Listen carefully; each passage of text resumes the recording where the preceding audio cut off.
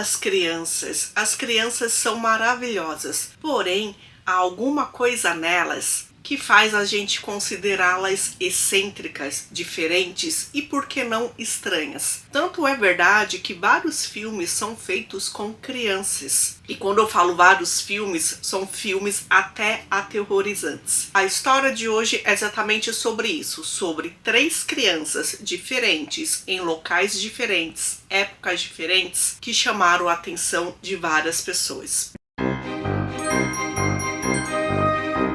Cê está estranha, com gente esquisita, no Halloween! Olá, meus queridos estranhos e estranhas, tudo bem com vocês? Sejam muito bem-vindos aqui ao canal onde eu conto casos estranhos, reais, criminais, algumas vezes por semana. E abrimos hoje a temporada do Halloween. Vocês sabem que todo ano eu gosto de trazer alguns assuntos específicos para o Halloween e esse ano não seria diferente. Claro, às quintas-feiras eu estou repostando os meus vídeos lá de 2021, que foi o primeiro Halloween que eu fiz. Muitas pessoas não assistiram e aí eu tô achando o máximo porque quem não viu lá atrás pode ver hoje. E para esses dias especiais, que eu não sei se serão dias seguidos, não sei como que vai funcionar, espero conseguir alguma coisa diferente aí, eu convidei alguns amiguinhos aqui do YouTube e de outras redes sociais para fazer collab, pra gente fazer esses vídeos juntos. E hoje tem uma pessoa muito especial que eu gosto muito do conteúdo dela, e ela é uma pessoa que também faz conteúdos estranhos com algumas crianças estranhas, então eu achei super de acordo convidá-la para fazer exatamente esse tema de hoje. Então eu vou deixar a palavra para minha primeira visita. Vamos lá. Oi pessoal, eu sou a Naka do canal Horror das Minas e quero agradecer ao convite da Thaís, antes de mais nada, já que o Halloween também é a minha época favorita do ano. Quero aproveitar também para convidá-los a, depois de assistir esse vídeo, ir lá no meu canal, dar uma passadinha e conhecer, aproveitar já se inscrever também. Lá eu trago 2 vídeos de casos criminais do Brasil e do mundo toda semana. Então, bora pro assunto de hoje. As Crianças Verdes de Woolpit. Primeira história vai ser sobre um caso bem antigo, é um mistério medieval que intriga a Inglaterra do século XII até os dias de hoje. Bom, era época de colheita e aconteceu algo bem estranho. Lá no meio da colheita apareceram 2 crianças, um menino e uma menina.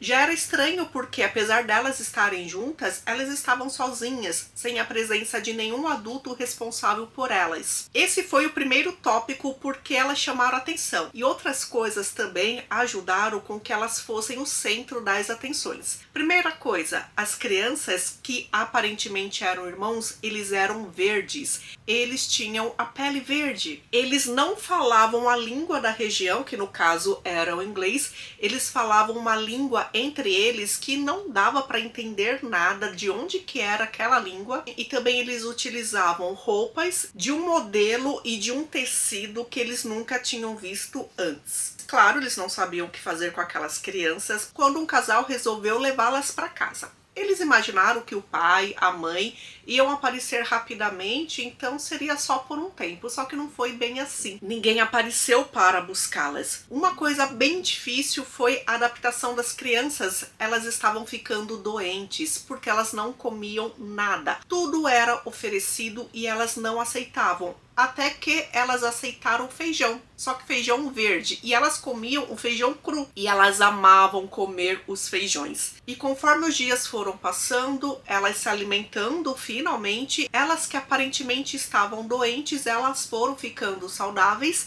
E uma coisa aconteceu, a tonalidade da pele mudou, eles perderam tom verde. Mesmo com o casal cuidando bem das crianças, infelizmente o menino ficou doente, o que poderia ser por várias coisas, né? Afinal, naquela época não se tinha vacina, antibióticos, então infelizmente o menino adoeceu e morreu. A menina, ela continuou bem saudável, crescendo, ela aprendeu a falar inglês e assim ela pôde se comunicar com todo mundo, e deram o nome para ela de Agnes. Podendo finalmente se comunicar, ela disse que ela e o irmão vieram de um lugar misterioso, cheio de cavernas e passagens subterrâneas. Era um local totalmente escuro, sem luz, e lá as pessoas tinham hábitos diferentes das pessoas da superfície, que é onde ela morava atualmente. E claro, eles tinham uma língua própria que era bem diferente do inglês, que agora ela sabia falar. Ela contou que enquanto ela e o irmão cuidavam do rebanho do pai, encontraram uma caverna e foi então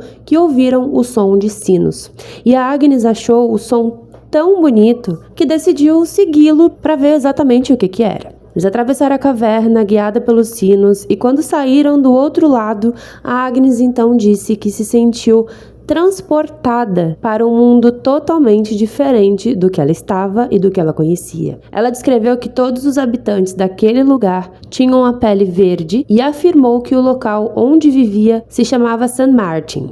Em 1998, o historiador Paul Harris trouxe uma nova visão sobre esse caso e ele sugeriu que, na verdade, as crianças poderiam ter se escondido nas florestas da região e sofrido de anemia por falta de comida e suprimentos adequados. E hoje isso pode ser relacionado à clorose, que é uma condição que deixa a pele com um tom esverdeado por conta dessa anemia severa. Além disso, a desnutrição e os traumas que elas tiveram, que elas enfrentaram, podem ter também afetado a memória e o raciocínio dessas crianças, o que explicaria a história então cheia de elementos fantásticos. A teoria mais aceita hoje sugere que essas crianças verdes estavam, na verdade, fugindo da perseguição do rei Henrique II contra os católicos. E nesse cenário, o mundo subterrâneo que a Agnes falava poderia ser também o vilarejo de Fornham St. Martin, que foi destruído pelo exército britânico. Agora, uma outra história bem interessante também, que chamou muita atenção e que aconteceu em um outro local. Nuremberg, Alemanha, no dia 26 de maio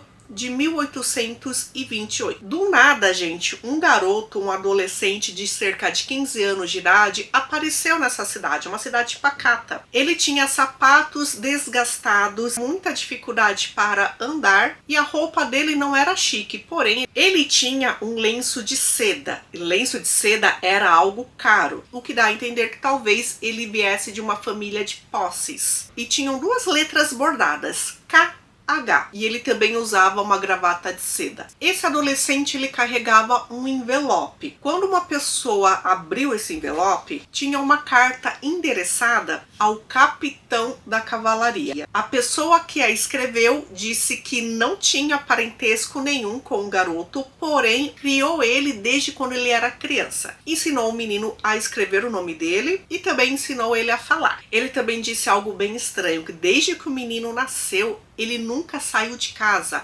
ele não conhecia o mundo, ele não conhecia a rua, ele só ficava em um quarto. Porém, agora que ele cresceu, ele tinha que se tornar um cavaleiro como foi o pai dele.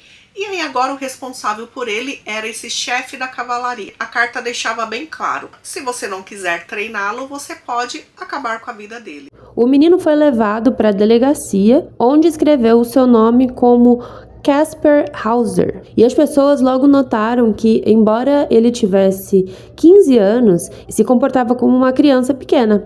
Ele andava de maneira desajeitada, como se estivesse dando ali os seus primeiros passos. E quando alguém falava com ele, normalmente ele repetia o que a pessoa falava. Apesar do seu comportamento estranho, logo perceberam na verdade que o Caspar Hauser tinha uma inteligência normal. Depois que se acalmou, ele conseguiu então falar com mais clareza e ele contou que passou a vida inteira preso em uma cela onde só tinha uma cama de palha e um cavalo de madeira. Todas as manhãs encontrava apenas pão e água para comer. O único ser humano do qual ele tinha contato durante todo esse tempo era um homem de rosto coberto que o ensinou a andar, a escrever o seu nome e repetir uma frase sobre um cavaleiro. Embora não apresentasse sinais de loucura ou deficiência cognitiva, os médicos confirmaram que o Caspar Hauser não estava desenvolvido para a sua idade. Eles notaram também anomalias físicas na pelvis e nas pernas, o que sugeria que ele passara muitos anos sentado. Além disso, descobriram também uma marca de vacina contra a varíola,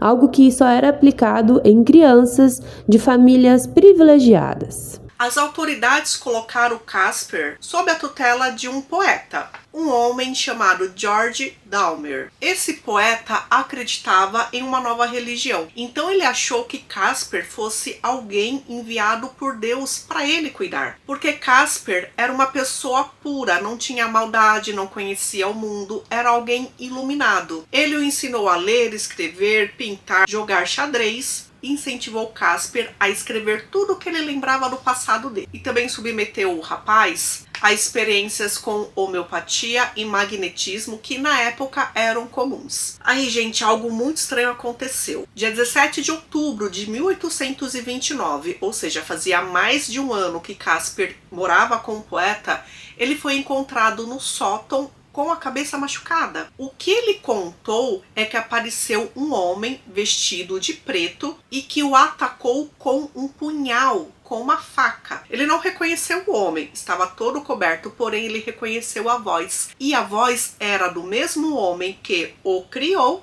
e o levou para aquela cidade. Claro que a história de Casper chamou muita atenção. Um conde inglês chamado Philip Henry se interessou pela história dele. Ele doou dinheiro para os cuidados dele, para toda a criação, deu atenção, presentes. O que ele queria mesmo era solucionar o mistério da origem daquele rapaz. Tanto que ele conseguiu a tutela do rapaz para ele. E eles se mudaram para uma cidade vizinha. Só que aí o conde percebeu que parece que Casper ficaria naquilo mesmo, não progredia, não lembrava de coisa interessante do passado. Ia ser sempre um mistério, sabe? Então ele perdeu o interesse no rapaz. Cansado de Casper, ele deixou então sob os cuidados de um professor chamado Johann Georg Meyer. Pouco tempo depois aconteceu algo ainda mais estranho. No dia 14 de dezembro de 1833, poucos dias após uma grande discussão com o professor, o Casper então foi visto correndo do palácio de Ansbach para casa com uma ferida. Ele estava sangrando bastante, um machucado era no peito, e ele contou que um homem novamente vestido de preto se aproximou com um pretexto de lhe entregar uma bolsa, porém esse homem o apunhalou logo em seguida. Essa ferida foi grave e o Casper morreu 3 dias depois, no dia 17 de dezembro. A polícia encontrou no local uma bolsa com uma nota escrita pelo suposto agressor e assinada como MLU. No entanto, a versão de Casper começou a levantar algumas suspeitas, principalmente porque os erros gramaticais na nota eram os mesmos erros que ele costumava cometer. Então, muitos acreditavam que ele poderia ter se ferido intencionalmente. 3 médicos que fizeram a sua autópsia concluíram que a ferida realmente era auto-induzida, enquanto um 4º médico acreditava que ela foi causada por uma outra pessoa e que ele realmente teria sido ferido, atacado.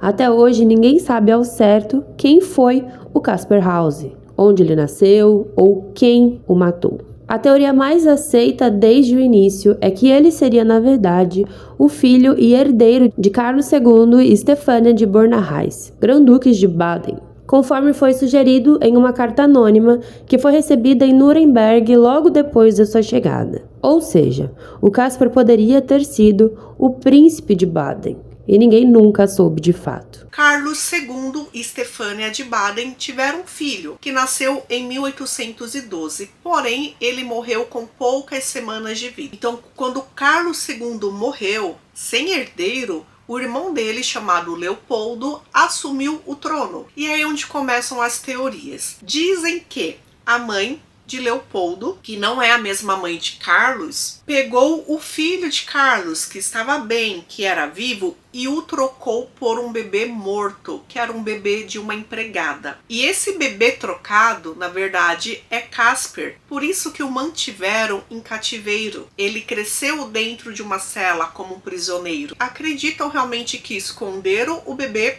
que tornou-se esse rapaz, para que ele nunca chegasse ao trono. E aí ele foi libertado. Só que, com medo que descobrissem a história, mandaram um homem tirar a vida dele.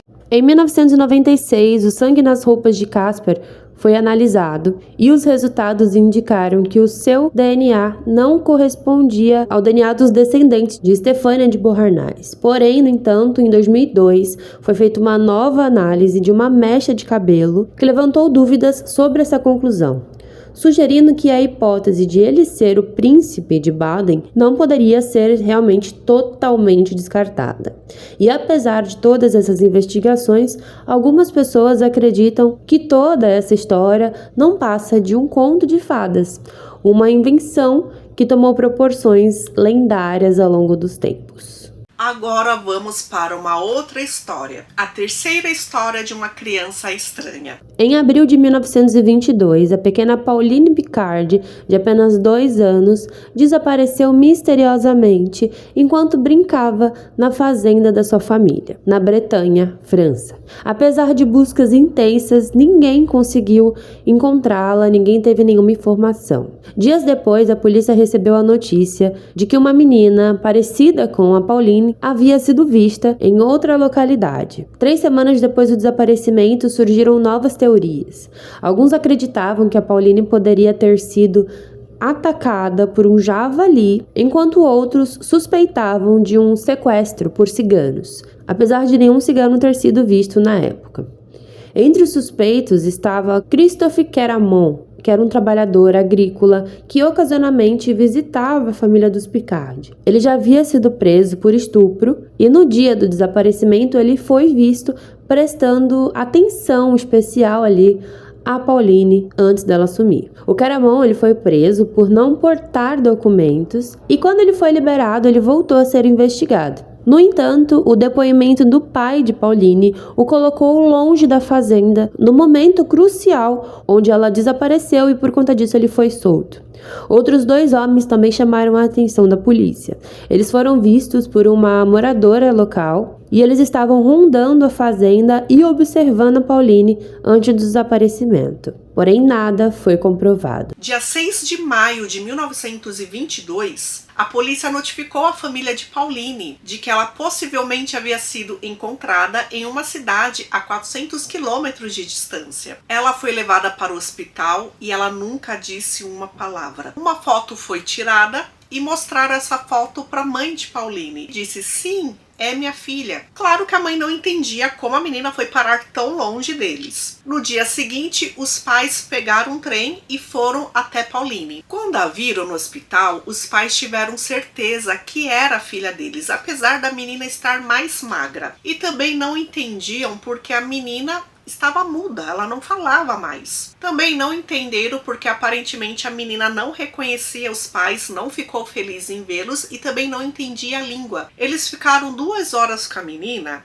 e começaram a desconfiar, talvez não fosse Pauline. O promotor exigiu que os pais ficassem mais um dia no hospital e até um jornal da época disse que não tinha-se certeza se aquela menina realmente era Pauline. Só que no dia 9 de maio, o pai garantiu para a imprensa: sim, é a nossa filha. E aí agora, com a certeza que realmente era a menina, o promotor liberou para que ela fosse para casa com os pais. Os pertences que estavam com Pauline não foram reconhecidos pelos pais, então não era a mesma roupa, e o fato da menininha não lembrar deles ou não mostrar que os conhecia ou que os reconhecia não tinha problema. Falaram que isso era amnésia e também transtorno de estresse pós-traumático. Eles acreditavam que a menina tinha sido abusada por seu sequestrador e por isso ela ficou com esses traumas. Os médicos acreditavam que voltar para casa seria a melhor coisa que aconteceria com ela, porque ela lembraria de tudo. Em 12 de maio, a menina que acreditavam ser a Pauline Picard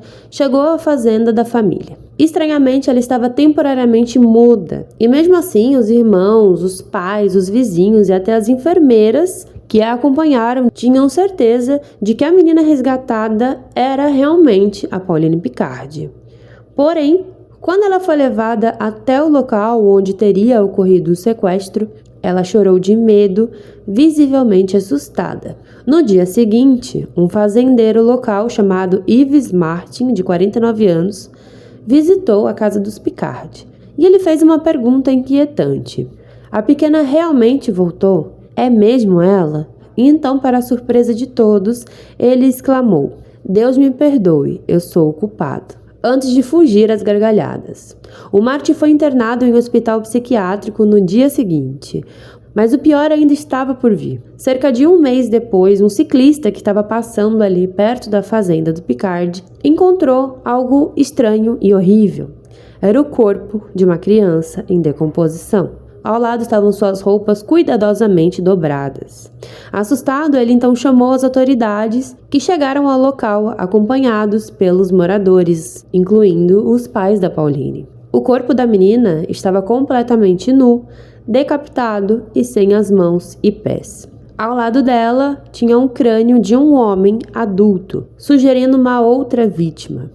A cabeça do homem estava tão deteriorada que era impossível identificá-lo, porque partes do seu rosto haviam sido devoradas por raposas. Perto dali, as roupas da Pauline, que eram um par de galochas, meias e um vestido manchado de sangue, estavam dobradas, como eu disse, cuidadosamente. A sua família confirmou que aquelas eram realmente as mesmas roupas que a Pauline vestia no dia que ela desapareceu. Um médico examinou o corpo, encontrou evidências de ferimentos e o enviou para uma outra cidade onde exames mais detalhados seriam feitos. E aí o médico legista de lá encontrou uma incisão que provavelmente foi causada por uma faca na virilha. Embora a causa da morte tenha sido crime violento, os investigadores não descartavam que tenha sido uma morte acidental, devido à exposição do corpo na floresta. Porém, os exames pós-mortem realizados não chegaram a nenhuma conclusão. E aí, gente, o que aconteceu? A criança abandonada, que agora tinha-se certeza que não era Pauline, ela foi levada para um sanatório dia 13 de junho de 1922, a pedido do promotor. Gente, na verdade, nunca descobriram quem era essa menina que viveu com a família de Pauline durante um mês. Ninguém descobriu. Depois ela foi levada para um orfanato, deram um nome para ela de Marie Louise